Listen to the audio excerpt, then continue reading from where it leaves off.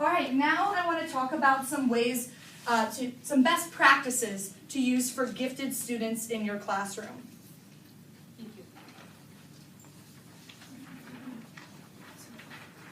So what I'm handing out is a handout on 25 forms of differentiation, and we talk a lot about differentiation. We're always trying to improve professional development, Kagan strategies. What is the newest and best way to reach our students? And this is really great. It offers both activities that are student choice and teacher prescribed formats. I won't go through this with you so you can look at it on your own time, but they're really great ways to say, I've got this one kid who I know can do so much more, and I think I'm going to hand him 1 through 9 on here with the activity, and he will pick one of those, student choice, making him more apt to be into it and excited about showing off knowledge, and he will be doing that individually, meeting his GSSP. So forms of differentiation through there. I've also printed out a handout on how to create your own differentiation strategies. One thing we've been addressing in some of my graduate courses is planning tiered activities. Your first tier maybe being something everyone in the class does, your second tier being something only some do, and a third tier being where maybe 1 or 2 students take it to that extra level. You can tier an activity by different things. Readiness, that'd be a great way to pre-assess for prior knowledge.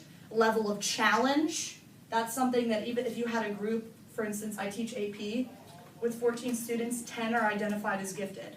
So often I just make everyone do the tiered activities by challenge, complexity, scaffolding, or learning preference.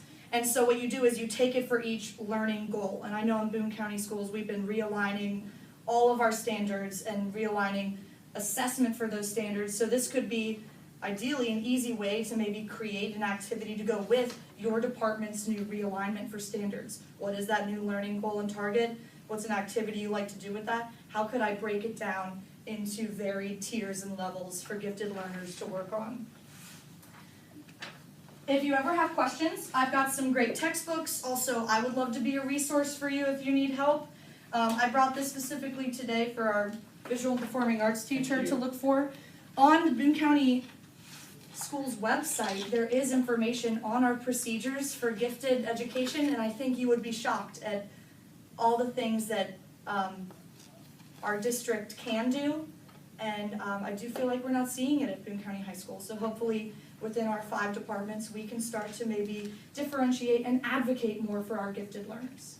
Any questions? I know you had one. I do. So on this, there's an academic goals thing. Is that supposed to be monitored by the teacher? It is. And We are supposed to follow these GSSPs as you would follow an IEP and a 504. So do they have to collect data? Is there like a sheet that they have to put that data on? There is not a sheet that I know of, but it should be monitored. For instance, often high school goals are, I want to get a higher score on the ACT. Okay. I want to challenge myself by taking more AP and honors courses or dual enrollment.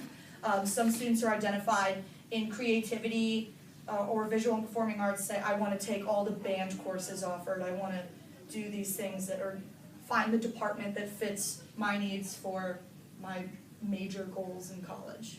So the goal is more long-term rather than Correct. Like a short Once term. we get these GSSPs, they do turn to more, what is the broad span of getting me to graduation and beyond. But we derive that from available 4th grade GSSPs, and then again they're addressed in middle school, and then we get whatever comes over with their records. Okay. And actually in January is when the teachers who I mentioned previously, we all sit down and we make these from scratch.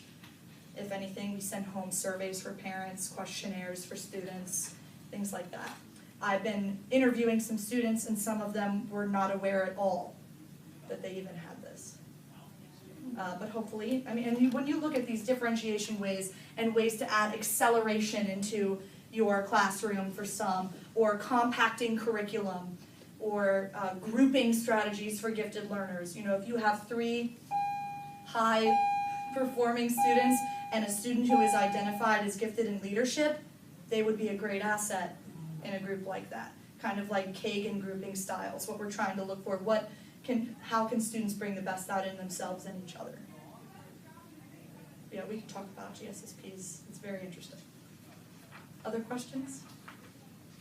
You said that it's in your brochure that it's biologically rooted. If we have students that like weren't identified as, you know, gifted, like maybe when they were in elementary school or middle school, like Caribbean County, we could still identify them as gifted, or is it too late once you get If all teachers push for it, yes. It's along the same lines as trying to identify a student with an IEP at the high school level. It's more difficult, but if the student really is going to benefit from it and you have documentation on this and you're compiling stats and findings and other teachers agree and parents agree, the board is going to support you in retaking a Raven's matrices test. Or a Torrance test, which they might use. That's another form of it that sometimes is used when they're older. Yes? Does it work the other way around? Like if you're identified in elementary, do you have to keep taking that test? Nope. And you can get unidentified, or is it just like once You are you're identified that one time. gifted for life? You are. Okay. And can we develop it creatively and in your identified area? That is the goal. They are gifted. What are we going to do with it? How are we going to help this child? Thank you for coming to my advocacy talk. I hope you learned something and can take it and apply. Real quick, I want you to turn to someone near you and brainstorm one way you could take one of the differentiation activities and apply it in your class.